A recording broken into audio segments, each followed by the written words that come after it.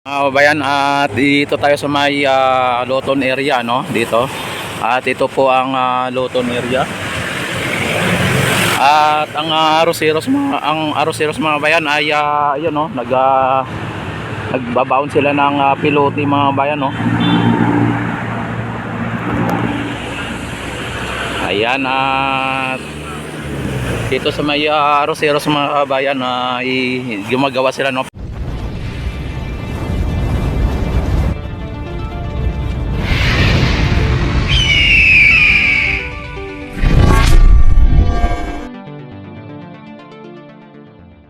Pero dito sa Loton ay wala mga bayan, at update tayo dito.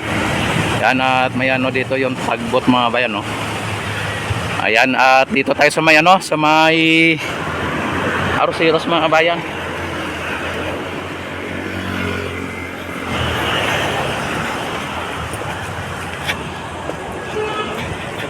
Ayan, kung niyo makikita mga bayan ang ano, no, ang dito sa Aroseros ay binabaw na nila yung ulit yung ano,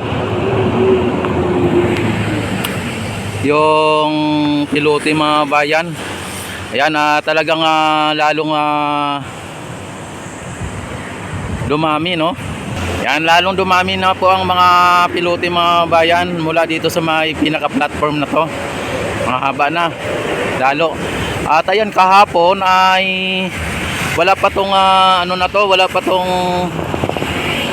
pilote na yan na naka ano na yan, no, wala pa yan. Kahapon ay ano pa lang yan diyan nakalagay, no, yung mga I-beam o mga steel beam. Ngayon ay may mga pilote na mga bayan, kung niyo napapansin. Yan, no.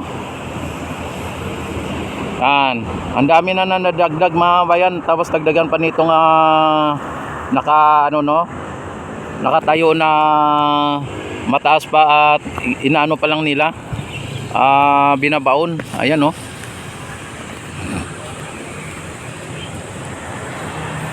Ayan mga bayan, medyo nag ano sila, no, kanina ay binabagsak nila yung ano na, ayan, ay babagsak na nila, oh. Yan, oh.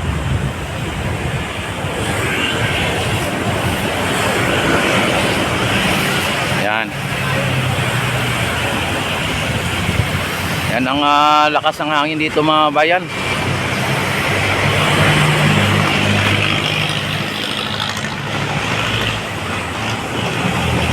Ang bilis ng ano kahapon ay ano lang, no.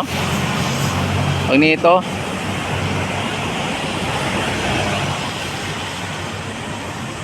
ay linalagay pa lang nila kahapon ay yung ano, yung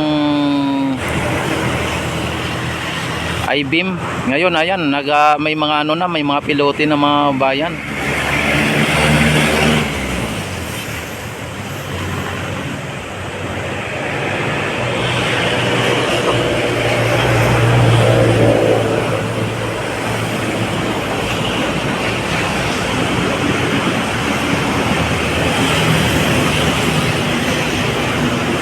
Ang bilis ng paggagawa nila dito mga bayan, talagang bago magano siguro magsunod na buwan ay baka aabutin na nila papunta doon sa may pangalawang platform na yon. Kung yan po ay tuloy-tuloy ang kanilang ginagawa dito mga bayan.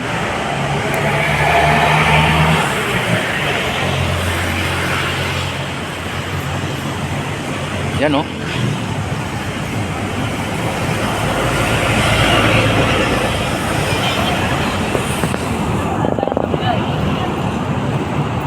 Yan po ang binabagsak na ano, oh. Ang bigat niyan mga bayan. Ayan, oh. Ayan, oh.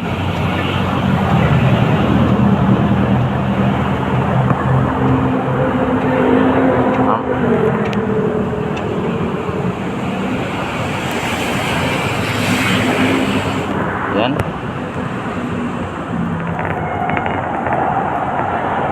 Pag tiningnan nyo mga bayan, ang liit lang yan at mukhang magaan lang, no? Pero solido po yun mga bayan, solid bakal po yan. Kaya pag bumagsak ay talagang baon na baon po yung pilote.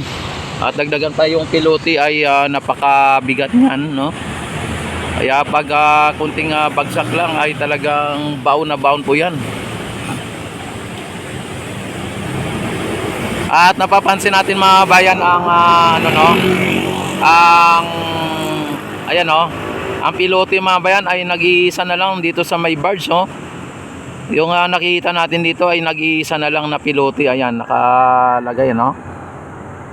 Nakalagay na pilote, isa na lang. At ibig sabihin mga bayan, pag itinayo na po nila dyan ay wala nang pilote. Wala nang pilote na mailagay at malamang ay naka-order na po yan sila, no? At antabayanan lang po ninyo ang susunod na mga hakbang dito. Kung ang pilote ay iubos nila na pagpapatayo dyan, tapos sa kanyan nila umpisahan ang yung mga nandito, ayan mga nandito,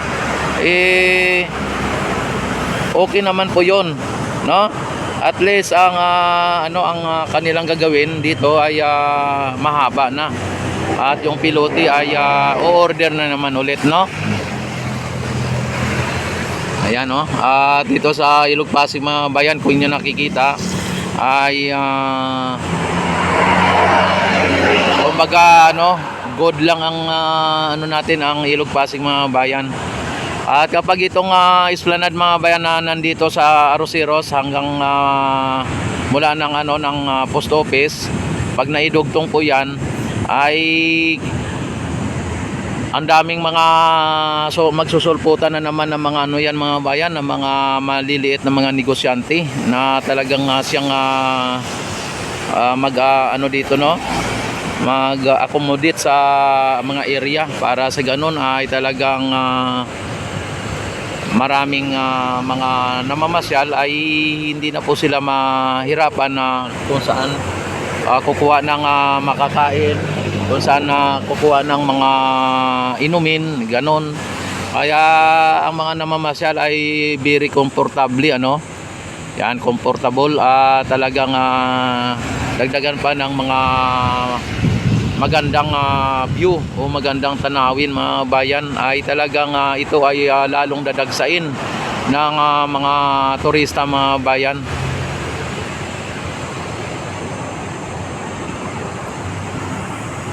Yan, at ang kasyalan mga bayan ay nagki-create po yan ng mga opportunity ng mga job o yung trabaho mga bayan, kasi kapag yung mga pasyalan ay nagkakaroon po ng mga maliliit na mga negosyante, ay magkakaroon din po ng mga posibilidad na nakukuha ng mga trabahante o mga empleyado. Kaya malaking bagay po mga bayan, at magkakaroon po ng mga opportunity ang mga walang trabaho na magkaroon po sila ng trabaho mga bayan. Kaya magkaka-create po yan ng trabaho. Kaya maganda po yung project ng ating Pangulo.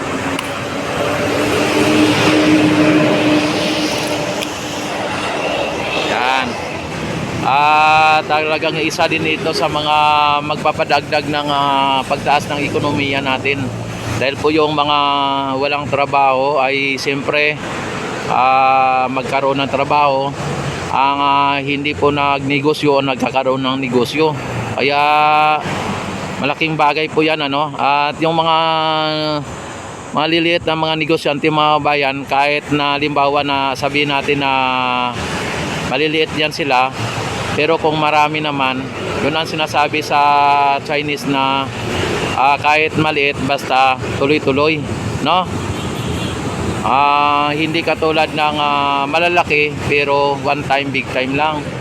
Pero ito mga bayan, kapag nagkaroon po ito ng mga maliliit na mga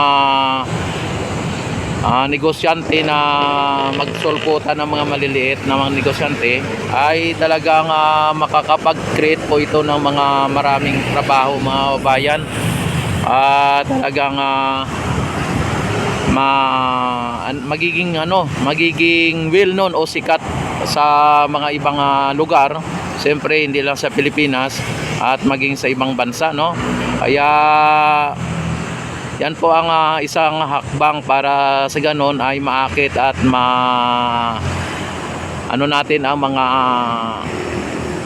tawag dito, yung mga negosyante o mga investor, ay maakit natin sila na mag-invest dito sa ating bansa. Kaya tama lang po yung ginagawa ni PBBM. Yun ang sinasabi na build better more. Kailangan maggawa ka ng mga infrastructure na mas marami para sa ganon ay mas maraming opportunity o oportunidad na magkaroon ng trabaho, at siyempre magkaroon po ng mataas na income tax ng ating gobyerno, dahil kapag yan ay maraming mga silitawan na mga negosyante, siyempre yung mga tax dyan ay talagang maipon kahit maliliit, pero pag marami ay parang tingting lang po yan, parang walis tingting lang po yan mga bayan, na kahit maliliit basta't marami nagtulong-tulungan ay talagang kayang-kaya ang mabigat na suliranin, kumbaga, no? Ayan. Sa ngayon mga bayan ay ito ang pinaka-latest update natin dito sa May Ilog Pasig Esplanade mga bayan. At naway huwag kayong magsawa sa kapanonood at pagsuporta sa aking YouTube channel, at i-update ko po kayo lagi dito hanggat sa aking makakaya, no? Ayan, at makikita naman ninyo po kung ano po ang nangyayari dito. Kahit na hindi na po tayo pumasok doon sa may pinaka site area o doon sa may pinaka construction area, ay at least ipinapakita ko po sa inyo ang ganap o ano po ang nangyayari dito, kung ito po ba ay ginagawa o ito po ba ay pinagpapatuloy, at kung ito po ba ay ningas kubon lang o talagang ito po ba ay seryoso ang proyekto ng ating FELISA at ng ating gobyerno. Sa ngayon mga bayan ay talagang ito ang ginagawa ngayon nila ay para sa ganon ay maidugtong doon, ano? Ayan, at hindi naman madali lang ang itong mga paggawa ng esplanade mga bayan. Grabe, talagang dugot pawis ang nito, ang puhunan dito mga bayan. Dugo, pawis at pagod para lang sa katuparan itong esplanade at mapapaganda ang ekonomiya natin, mapapaganda ang ating Ilog Pasig at mabigyang buhay muli itong ating Ilog Pasig. Para sa ganun mga bayan, itong esplanade kapag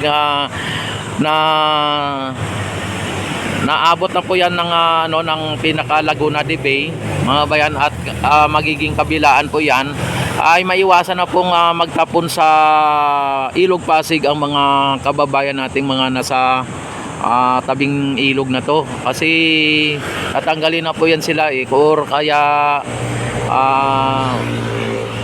maiwasan na po ang pagtatapon sa Ilog Pasig mga bayan. Kaya magiging na po ito, magiging makabuluhan at mabuhay na ang ating Ilog Pasig mga bayan. Sa ngayon ay ganito ang sitwasyon ng ating Ilog Pasig, dahil po tayo ay nag-uumpisa pa lang, hindi pa po tayo tapos. Ang ating pamalaan ay binigyang buhay muli ang ating Ilog Pasig, pero ito ay simuno pa lang o umpisa pa lang mga bayan. Kaya suportahan natin ang proyekto o ang programa ng ating gobyerno, para sa ganon ay hindi naman po yan para sa kanila, kundi para po yan sa atin, no? At maging sa buong mundo, sa buong Pilipinas mga bayan, para para makita tayo sa buong mundo na ang Pilipinas ay lumalago, no? At take note mga bayan, sa ngayon mga bayan, ang daming mga infrastructure na mga nagagawa, pati yung mga nag-i-invest, mga building, mga ginagawa. Ayan mga bayan, ay nakita naman ninyo yan. Bago po yan mga bayan, yan. Yan, bagong patayo yan mga bayan. Talagang makita ninyo mga bayan ay wala pang bagong bago. Kaya malaking din yan mga pagka yan ay natapos na. Malaking bagay din yan mga bayan at ilang libong empleyado yan. Sabi natin na wala pang 1,000, example lang, pero daan-daang empleyado ang mai-create niyan mga bayan, o daan-daang o libo-libong job ang mai-create niyan mga bayan. Yon, katulad nito mga bayan, yan, ito. Hindi natin masabi kung ilang ng mga empleyado diyan at kung ilang tao ang nagkaroon ng trabaho dahil diyan. At itong darating din na isang building na yan na napakataas din. Ayan. At nakita naman ninyo mga bayan ang ito, tagbot mga bayan, ay parang nangungulikta po ito ng mga